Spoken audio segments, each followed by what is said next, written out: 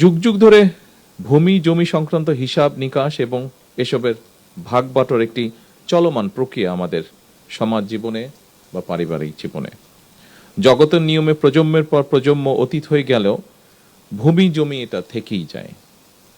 সময়ের পরিক্রমায় একই পরিবার হয়তো একই জমি বিভিন্ন শরিকদের মধ্যে বারবার বন্টন হতে থাকে।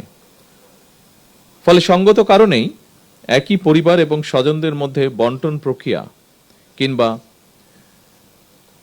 বিক্রি সূত্রে জমির মালিকানাও বারবার পরিবর্তন ঘটতে থাকে।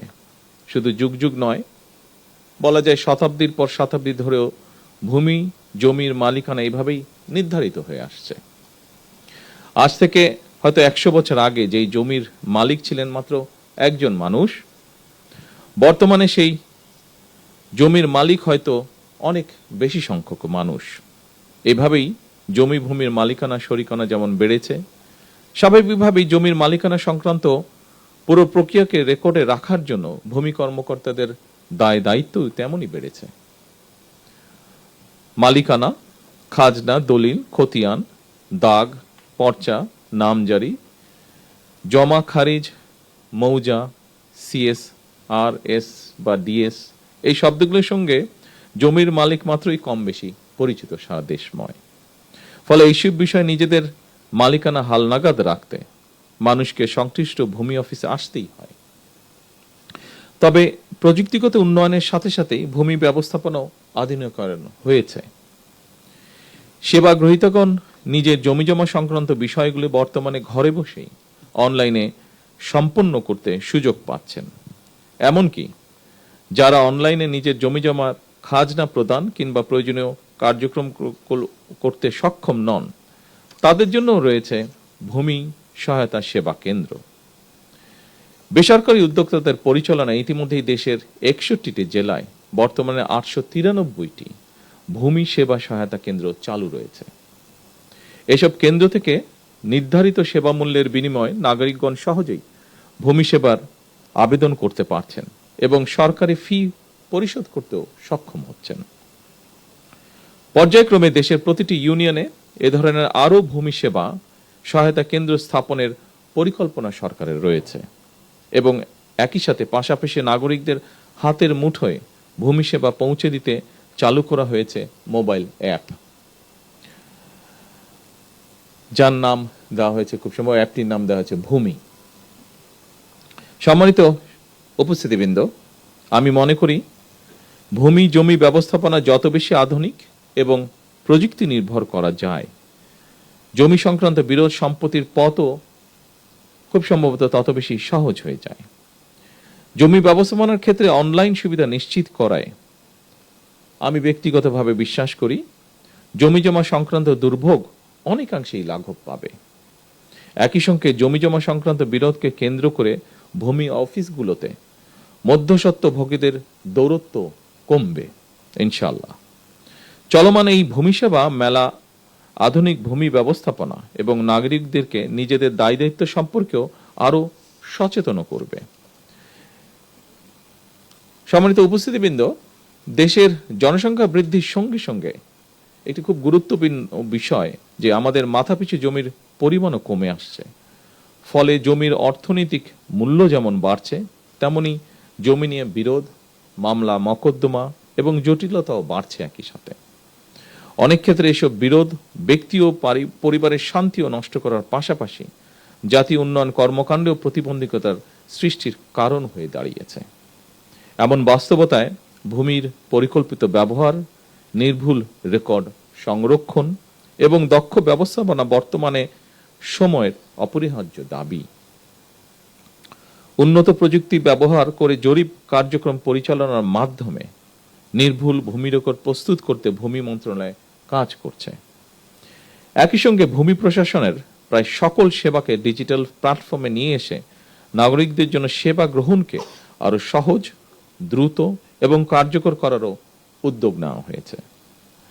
আমাদের লক্ষ্য এমন একটি ভূমি ব্যবস্থাপনা গড়ে তোলা যেখানে ভূমি সেবা গ্রহণের জন্য মানুষকে আর অযথা অফিসে ঘুরতে হবে না, যা আমরা ভিডিওতে একটু আগে দেখেছি। সেরকম একটি পরিবেশ আমরা চাই। অথবা দুর্নীতি কিংবা হয়রানির শিকারও হতে হবে না। সম্মানিত উপস্থিতিবৃন্দ, দেশের ভূমি ব্যবস্থাপনাকে আধুনিকায়ন করে জমি জমা সংক্রান্ত বিষয়ে জনগণকে সহায়তার লক্ষ্যে সারা দেশে ভূমি সেবা মেলা আয়োজন এবং ভূমি ব্যবস্থাপনাকে আরো সহজ এবং আধুনিকীকরণ করার ব্যাপারে আমরা জাতীয় নির্বাচনের কয়েক বছর আগে প্রণীত 31 দফা এবং সর্বশেষ নির্বাচনী ইশতেহারেও বিষয়টি উল্লেখ করেছিলাম।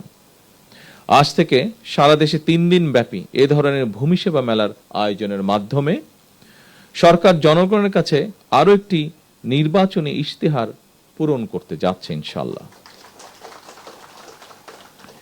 এভাবেই সরকার পর্যায়ক্রমে একের পর এক নির্বাচনী ইশতেহারের প্রতিটি দফা বাস্তবায়নের মাধ্যমে জনগণের কাছে দেওয়া ওয়াদা পূরণের রাজনীতিকে এগিয়ে নিয়ে যাবার চেষ্টা করছে। শুধুমাত্র জমি জমা সংক্রান্ত বিষয় নয়, প্রতিটি ক্ষেত্রেই জনবান্ধব কর্মসূচি নিয়ে সরকার জনগণের কাছে দায়বদ্ধ থাকতে চায়। কারণ দীর্ঘ 1.5 দশকেরও বেশি সময় ধরে ফ্যাসিবাদ শাসন শোষণের জাতাকলে পৃষ্ঠ দেশের জনগণ বর্তমানে রাষ্ট্র এবং রাজনীতিতে তাদের অধিকারের প্রতিফলন দেখতে চায়। এ কারণেই বর্তমান সরকার রাষ্ট্র পরিচালনার প্রথম সপ্তাহ থেকেই নির্বাচনী ইশতেহার এবং জুলাই সনদের প্রতিটি দফা পর্যায়ক্রমে বাস্তবায়নের দিকে মনোযোগ দিয়েছে। সম্মানিত সুধীবৃন্দ, সারা দেশে বিভিন্ন পর্যায়ের আদালতগুলোতে দেওয়ানি এবং ফৌজদারি সব মিলিয়ে খুব সম্ভবত 47 লাখেরও বেশি মামলা বিচারাধীন রয়েছে। এর মধ্যে জমিজমা সংক্রান্ত মামলার সংখ্যাই বেশি। সুতরাং এই মুহূর্তে সরকারের সামনে প্রধান প্রায়োরিটি হচ্ছে আদালতে বিচারাধীন মামলা দ্রুততম নিষ্পত্তি।